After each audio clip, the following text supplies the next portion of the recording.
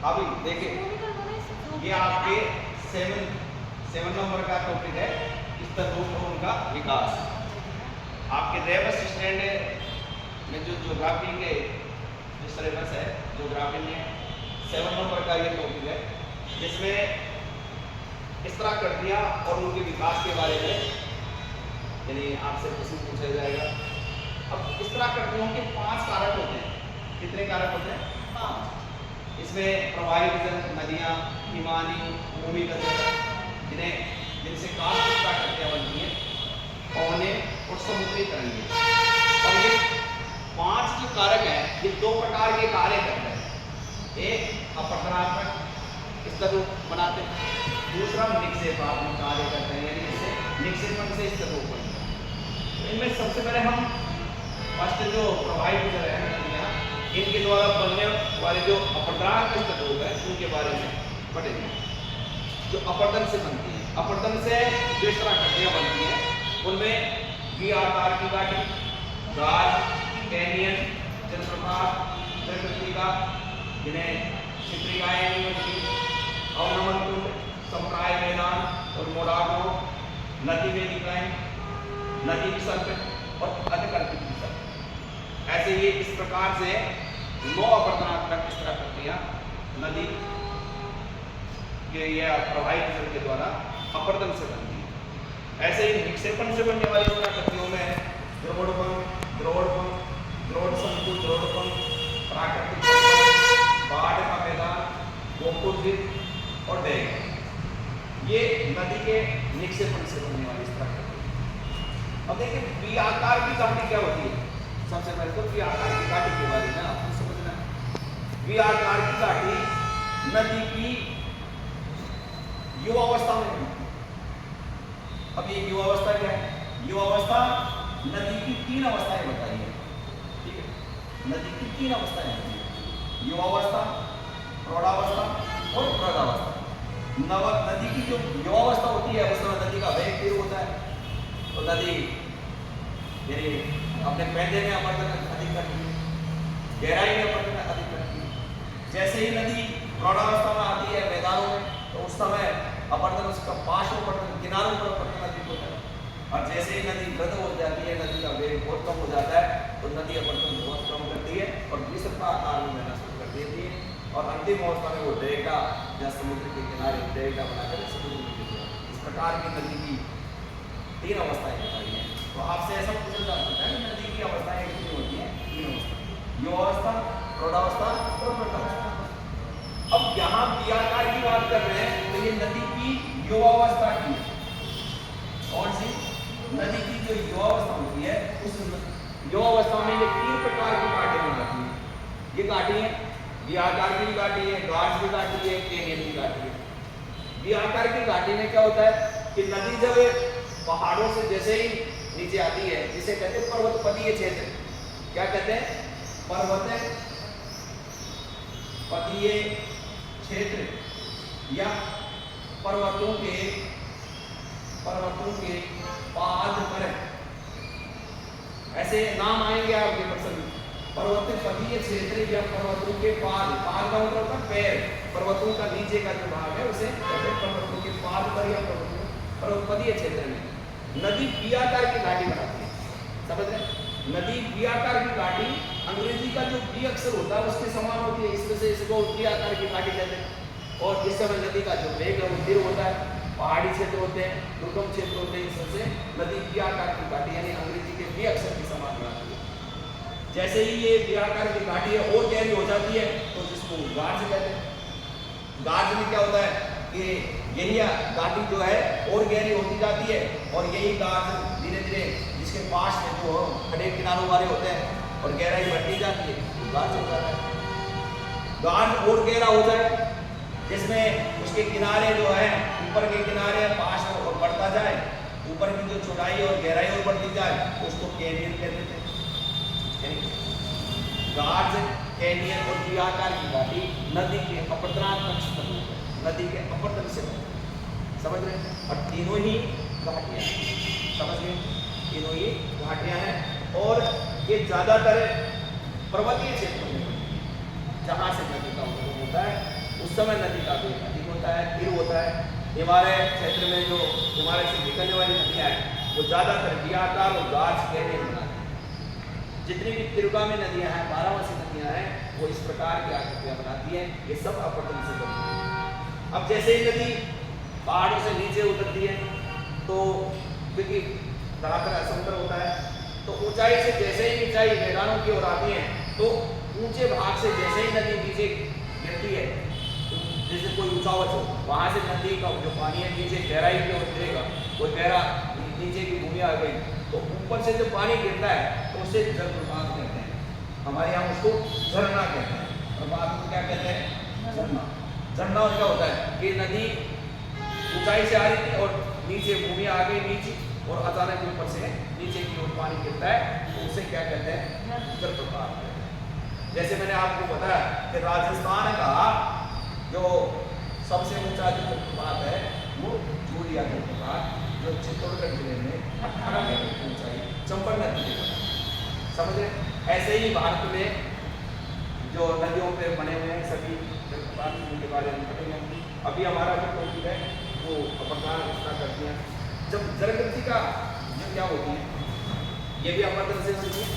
जब नदी का जो प्रवाह है, जैसे ही मैदानों में आती है नदी तो इसका प्रवाह धीमा हो जाता है।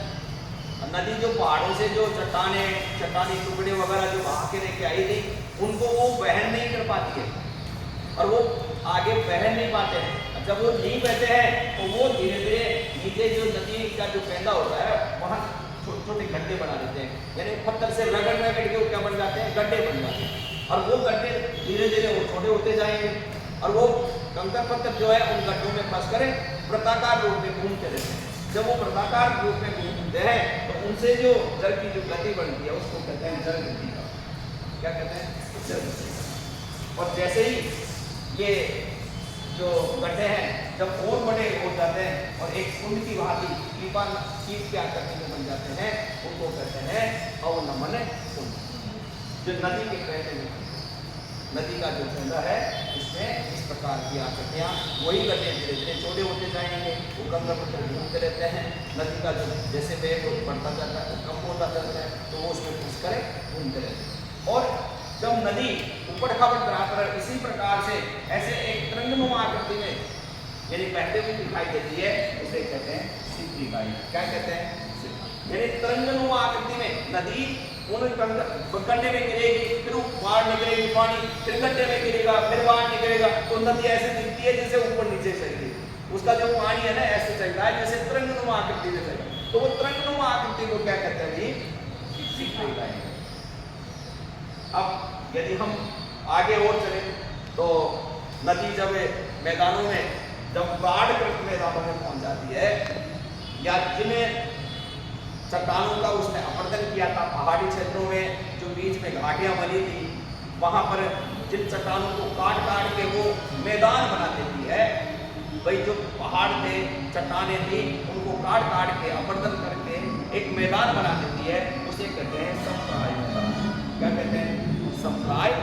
ये नदी के अपरदन से बनते हैं, ये निक्षेपण से बनी हुई इस तरह करती नहीं है, ये अपरदन इस तरह करती है। जब नदी पहाड़ी क्षेत्रों को काट काट घाटी चौड़ी होती जाएगी, जैसे मानो अभी मैंने कहा कि ये पहाड़ है, अब नदी ने यहाँ घाटी बनाई, अब ये घाटी चौड़ी होती गई और ये पूरा मैदान बन गया।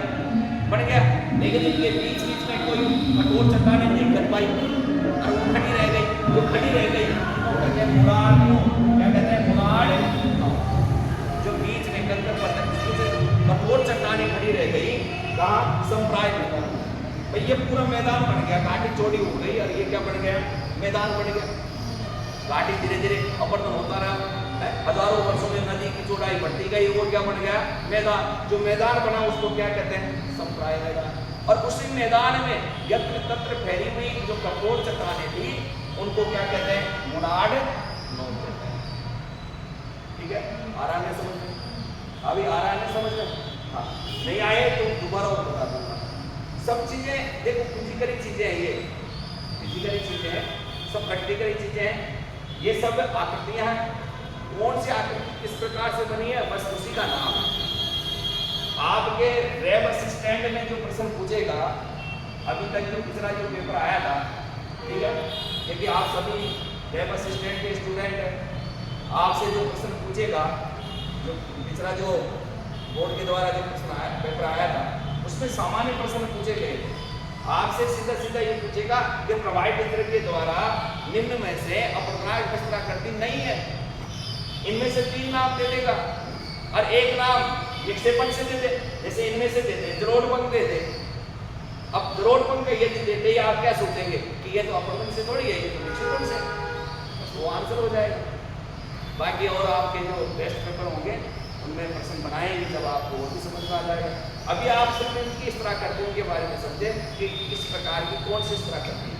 अब देखिए नदी वेदिकाएं, देखो कितना आसान है। नदी वेदिकाएं, जब नदी अपनी युवावस्था में होती है, तो मैंने कहा था कि नदी युवावस्था में होती है तो वो पैंदे में अपवर्तन ज्यादा करती है, गहराई में अपवर्तन ज्यादा करती है। और जब गहराई में अपवर्तन करती है तो नदी का जो जैसे जैसे गहराई बढ़ती जाएगी, जैसे मानो ये जो नदी है, ये बीच में नदी बह रही है, ठीक है।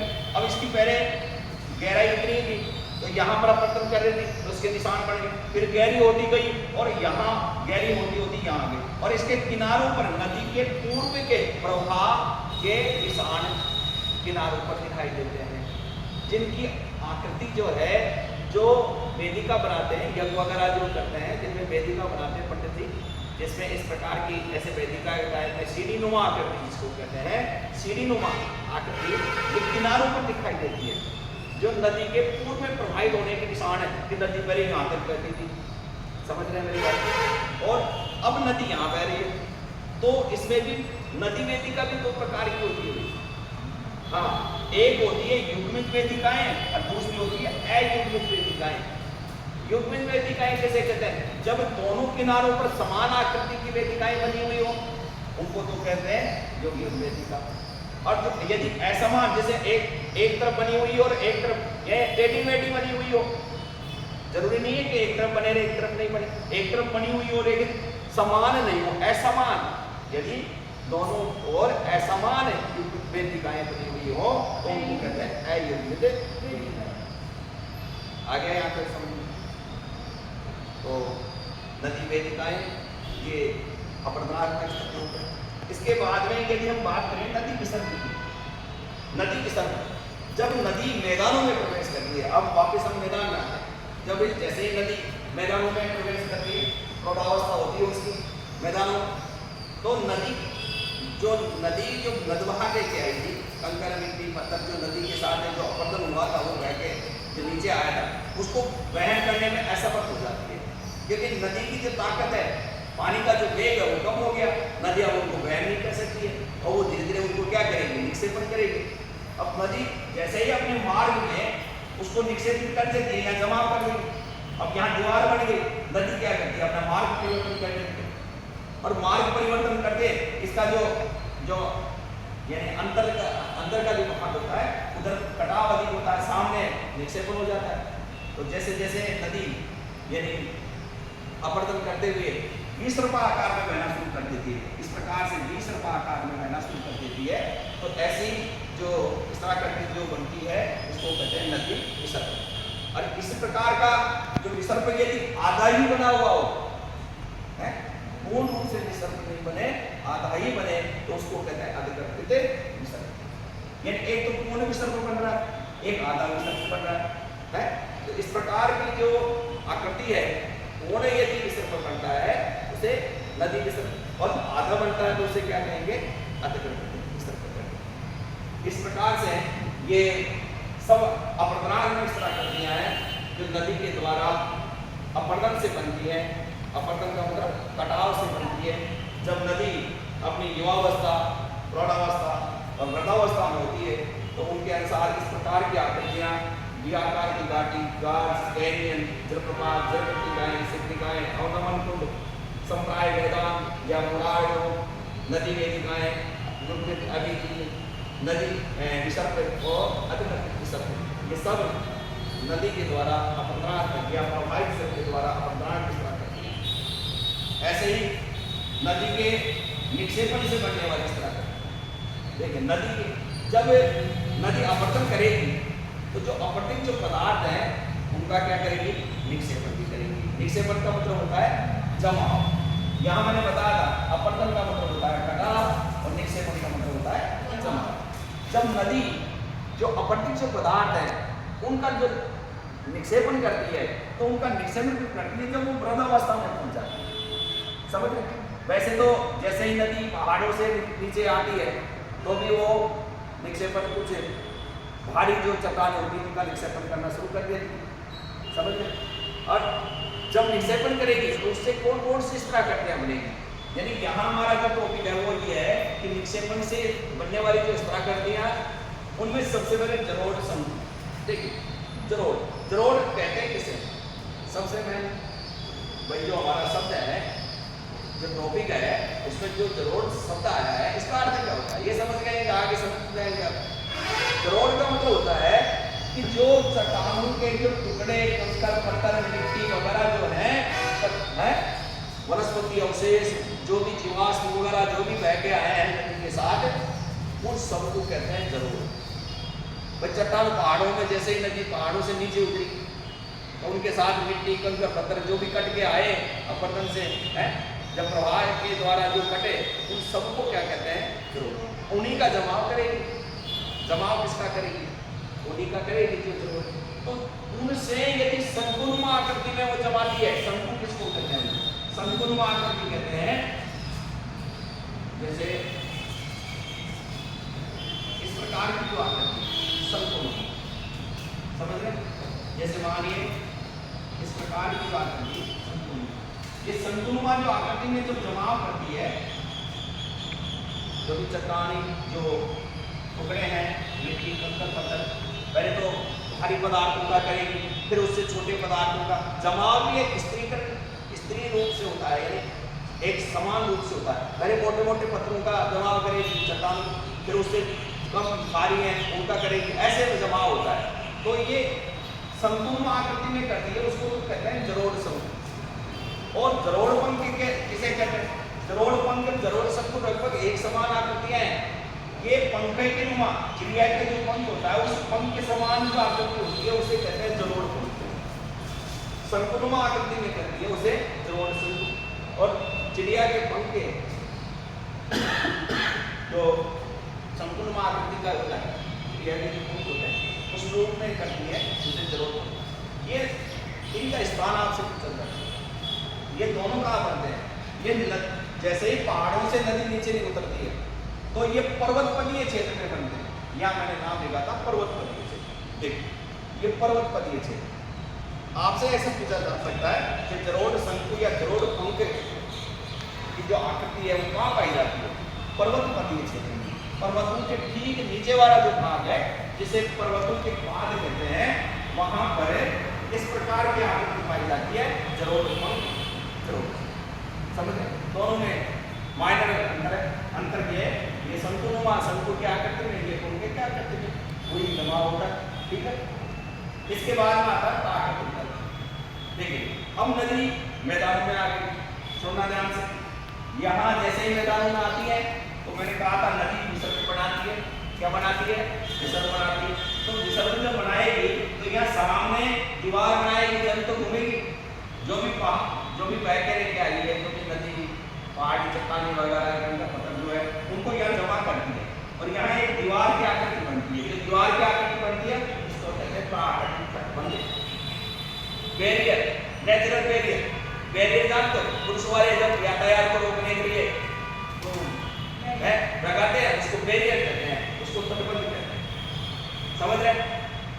अब नदी कहाँ पहुंच गई? मैदानों में। मैंने कहा कि जैसे नदी मैदानों में पहुंचती है तो नदी का वेग धीमा हो जाता है यानी उसकी स्पीड कम हो गई। पानी जो प्रवाह है नदी का जो पानी है उसका जो प्रवाह है वो धीमा हो गया। इसमें से नदी क्या करेगी? पार्श्व अपंडन किनारों पर अपंडन करेगी और बाहर की ओर उसका पानी बह जाएगा। अब ये पानी जो फैल गया इससे जो मिट्टी कंकड़ पत्थर जो भी इसके साथ रोड जो आए थे वो यहाँ जमा हो गए और नदी के द्वारा ये एक मैदान की संरचना हो गई। इसको कहते हैं बाढ़ का मैदान। फिर बाढ़ आ गई जैसे यहाँ गांव वगैरह जो थे नदी के किनारे वहाँ पानी अंदर तक खेतों तक वहाँ यानी पहुँच गया और वहाँ एक नई परत घुस गई जो नदी के द्वारा कंकड़ पत्थर वगैरह जो मिट्टी वगैरह जो बह के आई थी, बारीक मोटे मोटे तो यहाँ समुद्र में जमा कर दिया उसने। अब बारीक मिट्टी जो बहुत ही उपजाऊ मिट्टी होती है, जो रोड मिट्टी जो होती है, वो यहाँ जमा करती है। इस वजह से ये पहाड़ के मैदान बहुत उपजाऊ होते हैं। ये निक्षेपण से बढ़ रहे हैं, क्योंकि यहाँ निक्षेपण हो रहा है, एक महीने उपजाऊ मिट्टी का यहाँ निक्षेपण हो रहा है, तो ये पहाड़ का मैदान बनता है। अब देखिए, ये बहुत इंपॉर्टेंट है, ये बहुत एग्जाम में आया है, आरपीएससी के द्वारा कई एग्जाम में पूछा गया है। ये इंपॉर्टेंट टॉपिक है।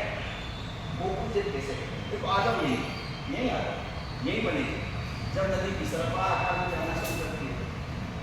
इसमें नदी सर्पाकार, तो जैसे ही यहाँ से रास्ता इसने चेंज किया, अब पहले तो नदी कहाँ बह रही थी, ऐसे बह रही थी, वो ऐसे बह रही थी, ऐसे बह रही थी। अब नदी इधर घूम गई, तो यहाँ जो पानी था ना, ये भर गया और ये पानी भरा ही रहेगा, यानी एक झील बन गई, पानी भरा रहेगा। नदी उधर नदी ने अपना रास्ता चेंज कर दिया, जैसे ही ये पानी को भरा देता है, क्योंकि यहाँ पानी भर गया, इस वजह से ये एक झील बन गई। इसी को कहते हैं कौन सी, कहते हैं कौन सी बोलते हैं, गोपुर। दोबारा बताना।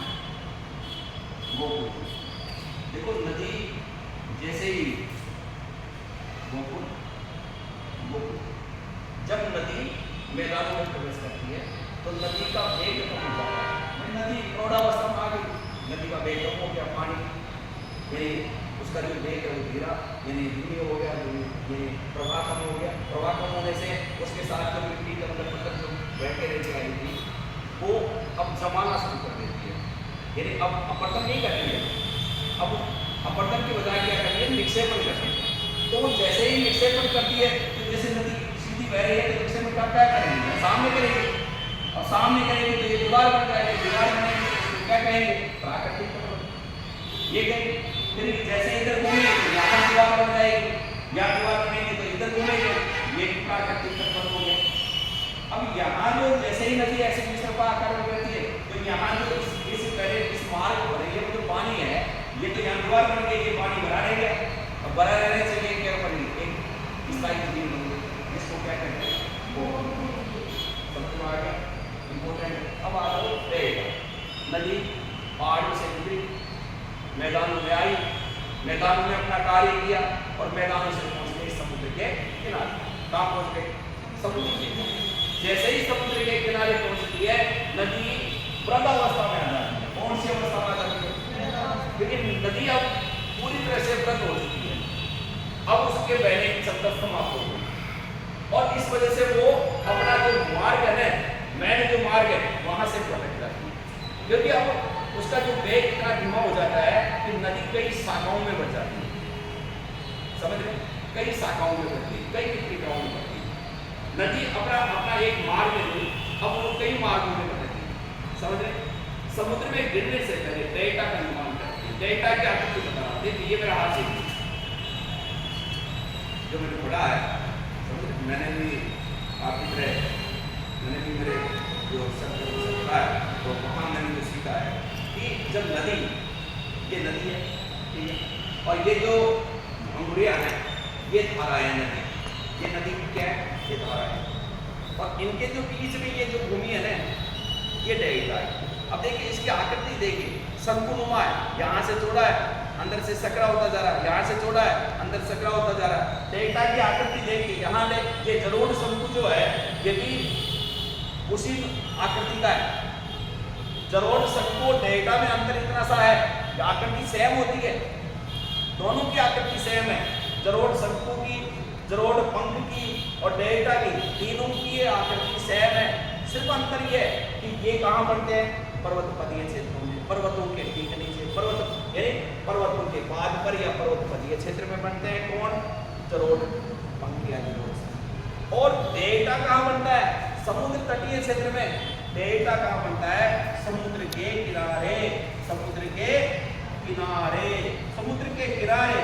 जब नदी समुद्र में गिरती है, उससे पहले क्या बनाती है, डेल्टा बनाते हैं। और डेल्टा की आकृति भी कैसी होती है, शंकुनुमा होती है। डेल्टा की आकृति भी शंकुनुमा होती है। और सबसे महत्वपूर्ण देखिए, जब नदी समुद्र में गिरती है, तो उस समय जब डेल्टा बनाती है, तो वो कई धाराओं में बढ़ जाती है। इस वजह से कई भागों में जब धाराओं में बढ़ जाएगी, तो नदी का जो वेग है और भी धीमा और फिर वो समुद्र में समाहित हो जाती है। वहाँ जो डेल्टा की आकृति है वो उसके यानी प्रवाह के अनुसार है कि कितनी शाखाओं बनती है, ऐसे डेल्टा बनते हैं। ऐसे आपको पता है कि विश्व का सबसे बड़ा जो डेल्टा है भारत में जो गंगा नदी है वो बनाती है सुंदरवन का डेल्टा, विश्व का सबसे बड़ा डेल्टा। जब गंगा नदी बंगाल की खाड़ी में गिरती है तो वहाँ जो डेल्टा का निर्माण करती है वो विश्व का सबसे बड़ा डेल्टा है, उसका नाम है सुंदरवन का डेल्टा। तो डेल्टा आप समझ गए होंगे, डेल्टा कहाँ बनता है, समुद्र के किनारे।